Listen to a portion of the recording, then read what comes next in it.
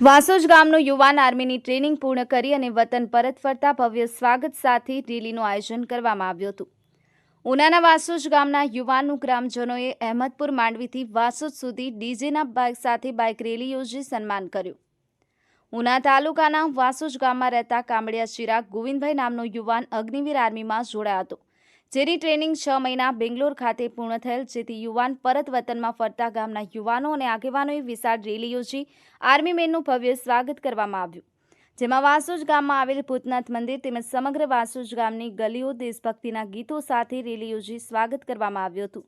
બાદમાં શ્રી ચામુંડા માતાજી મંદિર ખાતે સન્માન કરવામાં આવ્યું હતું। આ કાર્યક્રમમાં માજી ફોજી વાસોજ ગામના યુવાનો તેમજ બહેનો જોડાયા હતા। આહિર કાળુભાઈ, દેવ 24/7 ન્યૂઝ, વાસોજ।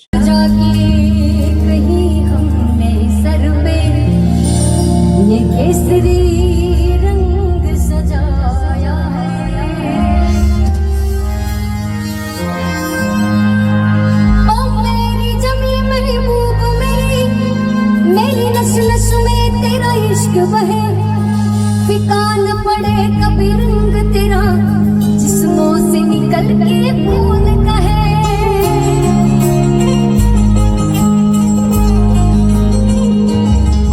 ओ मेरी जमीन अफसोस नहीं जो तेरे लिए सूदर सहे महफूज रहे तेरी आनशदा चाहे जान मेरी जिक्र न रहे।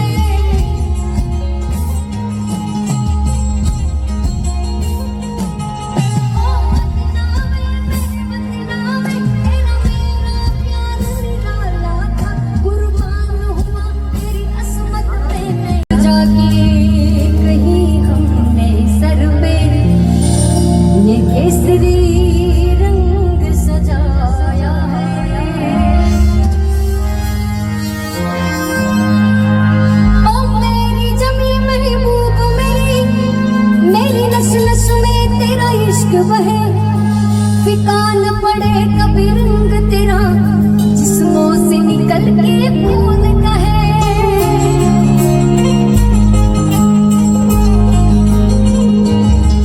ओ मेरी जमीन अफसोस नहीं जो तेरे लिए सूदर सहे महफूज रहे तेरी आनशदा चाहे जान मेरी जिक्र न रहे।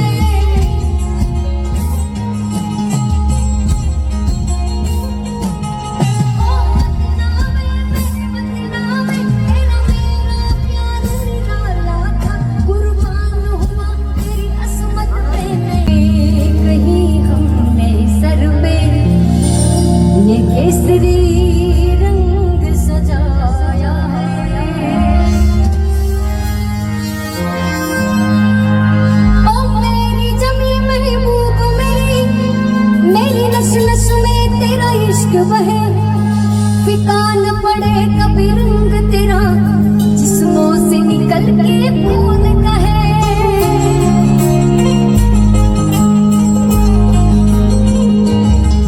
ओ मेरी जमीन अफसोस नहीं जो तेरे लिए सूदर सहे महफूज रहे तेरी आनशदा चाहे जान मेरी जिक्र न रहे।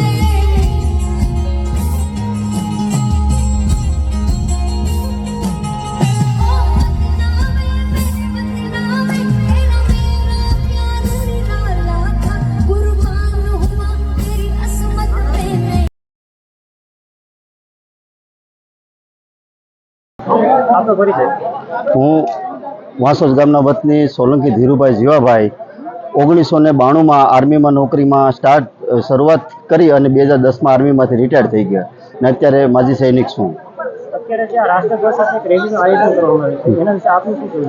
અમારા ગામમાં આજે એક ખુશીનો અને રૂડો અવસર છે કે અમારા ગામના એક જવાન આર્મીની બેસિક ટ્રેનિંગ પૂરી કરી અરે માદરે વતન શાંતિપૂર્ણ આવે તો અમે એના સન્માન માટે કેમ ન ગામ આખો હાજર હોય। તો આજે અમારું ગામ તમામ સાથે મળી અને એમના સન્માન માટે રેલી કાઢી અને કામડિયા ચિરાગભાઈ બેસિક ટ્રેનિંગ પૂરી કરી અને ગામમાં આવે છે। એનાથી અમારા ગામના યુવાનોને પ્રેરણા મળે, ગામના લોકોને પ્રેરણા મળે એમ અને નાના બાળકોને પ્રેરણા મળે કે અમે પણ દેશની સેવા માટે જો આવી અમને જો સન્માન મળતું હોય તો લોકો બાળકો જોઈ યુવાનો જોઈ એટલે એના માટે થઈ અમે એક સરસ મજાનું ગામ તમામ આ તમામ સમાજના લોકો સાથે મળી અને એક સરસ મજાનું આયોજન કર્યું છે અને આજે અમે એમના સન્માન સમારોહમાં હાજર છીએ. અમારા આજના યુવાનોનું ખાસ એમ કહેવાનું છે કે જે તમારે આર્મીમાં એક સરસ મજાનું કેરેક્ટર છે, સરસ મજાની સેવા છે, તમારી જે યુવાની જાય છે, તમારો જે સમય જઈ રહ્યો છે, તમે આર્મીમાં આવો, અગ્નિવીરમાં આવો. સરકાર તરફથી 4 વર્ષની નોકરી છે, ખાલી 4 વર્ષની નોકરી પૂરા કરી પછી સેન્ટ્રલ ગવર્મેન્ટ તરફથી વેકન્સીઓ એને એક અનામત જગ્યાઓ રાખવામાં આવી છે. ગુજરાત ગવર્મેન્ટ તરફથી અનામત જગ્યામાં રાખવામાં આવી છે. તમે 4 વર્ષની નોકરી પૂરી કરીને આવો એટલે તમને ગુજરાત ગવર્મેન્ટની તરત નોકરી મળી જાય.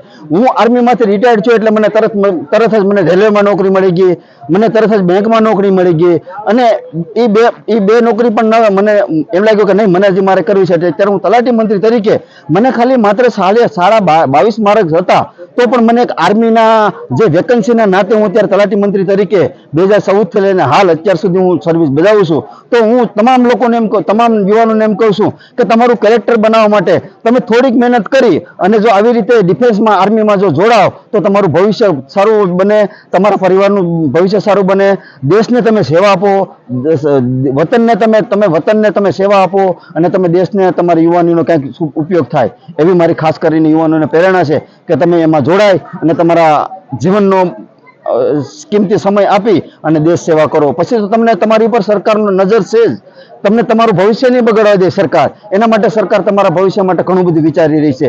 તમને પેન્શન આપે છે, તમને તમારા બાળકોને તમને મોટિવેટ કરે છે, તમારા બાળકોને સ્કૂલમાં પછી એને બધા એડમિશનો આપે છે, એમાંય તમને અનામત આપવામાં આવે છે. તો તમે અગ્નિવીર આર્મીમાં શું કામ નથી જોડાતા? તમારા બાળકો જો આર્મીમાં જોડાશે તો તમારું ભવિષ્ય સારું બનશે, તમારા પરિવારનું પણ ભવિષ્ય સારું બનશે. એવી મારી ખાસ યુવાનોને પ્રેરણા છે.